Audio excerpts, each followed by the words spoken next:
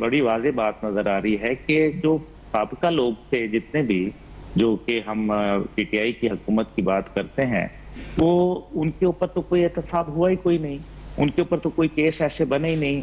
अब उसको ज़ाहिर है जब उनकी हुकूमत का इख्तिताम हुआ, तो उसके बाद वो केस बनना शुरू हुए। पहले तो ज़ाहिर है एक अजीब कशमकश, एक हैजानी कैफ़ियत तारी थी पूरे मुल्क में, एक अजीब पता नहीं नफ़रत की आग और बीज बोए गए थे।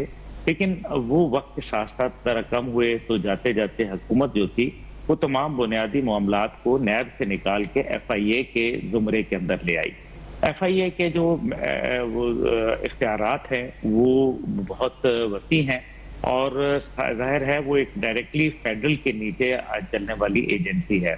इसलिए फेडरल को ज़्यादा जो एक तक़वियत देने का एक तो तरीका ये है। दूसरी बात उसके अंदर अहम है कि माज़ी के जितने भी लोग जो पीडीएम के थे, यानी कि उनकी पीपल्स पार्टी की हुकूमत रही या उससे पहले मुस्लिम लीग की हुकूमत रही, उन सब के ऊपर तो केसेज़ मुख्तलिफ नौइयत के बने हुए हैं।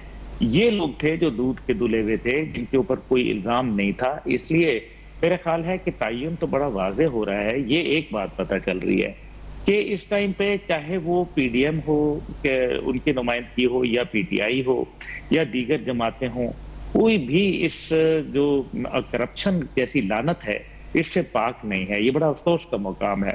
अब पाकिस्तान को अगर आपने आगे लेके जाना है, अब आप ये देख रहे हैं ना कि ये जो बैंकिंग सेक्टर है, जी। इसके अंदर बहुत बड़े-बड़े नामवर लोग हैं और अभी आपने जैसे एक बड़ी रकम का बताया, 65 अरब बहुत बड़ी रकम होती है और ये तो टिप ऑफ द आइसबर्ग है, इससे ज़्यादा कमाया हुआ है।